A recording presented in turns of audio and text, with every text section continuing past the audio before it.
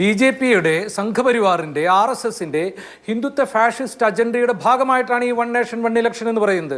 ഒരു രാജ്യം, ഒരു തെരഞ്ഞെടുപ്പ്, ഒരു എക്സിക്യൂട്ടീവ്, ഒരു സർക്കാർ, ഒരു നേതാവ്, ഒരൊറ്റ ഭാഷ, ഈ ഒരു മതം, ഇത് അടിച്ചേൽപ്പിക്കുന്നതിൻ്റെ, ഈ മതം എന്ന് പറയുന്നത് അവിടുത്തെ ഭൂരിപക്ഷ മതം, ഇത് അടിച്ചേൽപ്പിക്കുന്നതിൻ്റെ ഭാഗമായിട്ടുള്ള അതിസൂക്ഷ്മമായ ഒരു വിശാലമായ ഒരു രാഷ്ട്രീയ പ്രത്യയശാസ്ത്ര അജണ്ടയുടെ ഭാഗമായിട്ടാണ് ഇതുണ്ടാകുന്നത്.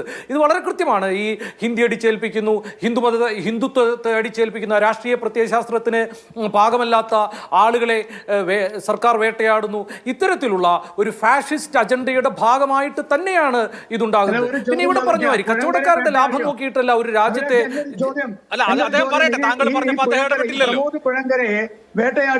എനിക്ക്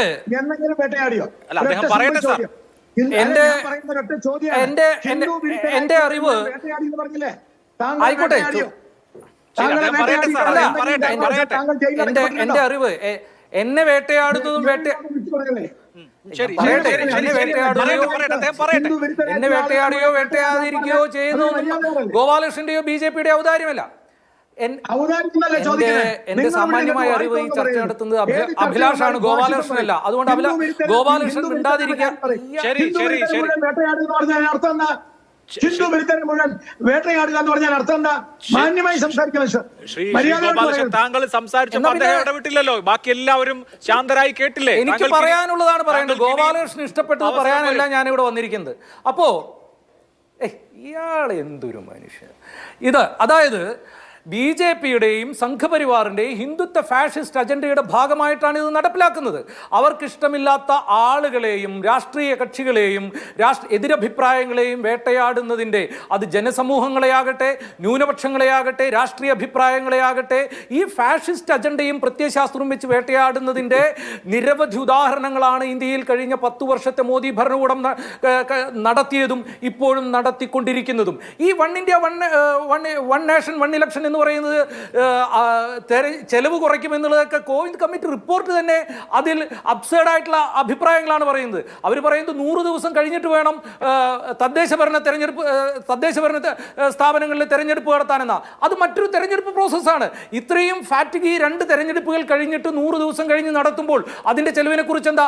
ഇനി ഇതൊരു ജനങ്ങളുടെ ജനാധിപത്യാവകാശത്തെ കവർന്നെടുക്കുന്ന മറ്റൊരു പദ്ധതിയാണിത്. അതെങ്ങനെയാണ് സംഭവിക്കുന്നത്? ഉദാഹരണത്തിന് ഇപ്പോൾ സംസ്ഥാന സർക്കാരിനെ, ഏത് സർക്കാരിനെയും തെരഞ്ഞെടുക്കുന്ന ജനങ്ങൾക്ക് ഒരു രാഷ്ട്രീയ പ്രക്ഷോഭത്തിലൂടെ, രാഷ്ട്രീയ ആവശ്യങ്ങൾ ഉന്നയിക്കുന്നതിലൂടെ, അതിൻ്റെ നടപടികളെ ചോദ്യം ചെയ്യുന്നതിലൂടെ ആ സർക്കാരിനെ രാജിവെപ്പിക്കുന്നതിന്, ആ സർക്കാരിനെ മാറ്റുന്നതിനുള്ള അധികാരം കൂടി നൽകുന്ന ഒന്നാണ് ഒരു ജനാധിപത്യ പ്രക്രിയ നമ്മുടെ നാട്ടിലുള്ളത്.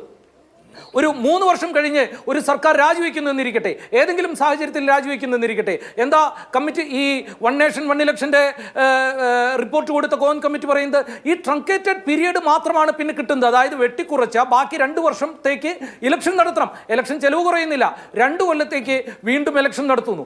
എന്നിട്ട് പിന്നെ വരുന്ന ഈ മൊത്തത്തിൽ നടക്കുന്ന തെരഞ്ഞെടുപ്പുകളോടൊപ്പം വീണ്ടും തെരഞ്ഞെടുപ്പ് നടക്കുന്നു. അതായത് ഒരു അസംബന്ധ നാടകത്തെ RSSന്റെയും ബി.ജെ.പിയുടെയും ഒരു മൊണോലിത്തിക് ആയിട്ടുള്ള ഇന്ത്യയുടെ ഫെഡറൽ സംവിധാനത്തെ തകർക്കുന്ന ഒരു രാഷ്ട്രീയ പ്രത്യയശാസ്ത്രം നടപ്പാക്കാനുള്ള ഒരു പരിപാടിക്ക് വേണ്ടി ഒരു അസംബന്ധ നാടകമാണ് ഇവിടെ നടപ്പാക്കാൻ ഉദ്ദേശിക്കുന്നത്. പിന്നെ മറ്റൊന്നുകൂടി ഒരൊറ്റ കാര്യം കൂടി പറയട്ടെ. ഈ സംസ്ഥാനങ്ങളിലെ തെരഞ്ഞെടുപ്പ് എന്ന് പറയുന്നത് കേന്ദ്ര സർക്കാരിന്റെ തെരഞ്ഞെടുപ്പുമായിട്ട് ബന്ധപ്പെട്ട ഒന്നല്ല. സംസ്ഥാനങ്ങളുടെ തെരഞ്ഞെടുപ്പ് ആ പ്രത്യേക സമൂഹങ്ങളിലെ, ആ പ്രത്യേക ഭൂപ്രദേശത്തെ, പ്രത്യേക സ്ഥലത്തെ രാഷ്ട്രീയത്തെ അതിനെയൊക്കെ ഉയർത്തിപ്പിടിച്ചുകൊണ്ട് അവിടുത്തെ സംസ്ഥാനങ്ങളിലെ ജനതകൾക്ക് അവരുടെ രാഷ്ട്രീയമായ ജനാധിപത്യ തർക്കങ്ങളും സംവാദങ്ങളും നടത്താനുള്ളതാണ്. അവിടെയെല്ലാം മോദി ഭാരതത്തിൻ്റെയും ഹിന്ദുത്വ രാഷ്ട്രീയത്തിൻ്റെയും കൊടിയും വെച്ച് തങ്ങൾക്ക് സ്വാധീനമില്ലാത്ത സ്ഥലങ്ങളിലെല്ലാം രാഷ്ട്രീയ സംവാദത്തിനെയും പൊളിറ്റിക്കൽ നെറേറ്റീവിനെയും തങ്ങളുടെ മെഗാ നെറേറ്റീവിലൂടെ മാറ്റിയെടുക്കാമെന്നുള്ള കൃത്യമായ രാഷ്ട്രീയ അജണ്ടയുടെ ഭാഗമായിട്ടാണ് ഇത് നടക്കുന്നത്. ഇത് ഇന്ത്യയെ തകർക്കുകയും ഹിന്ദുത്വ ഇന്ത്യയെ ഉണ്ടാക്കുകയും ഹിന്ദുത്വ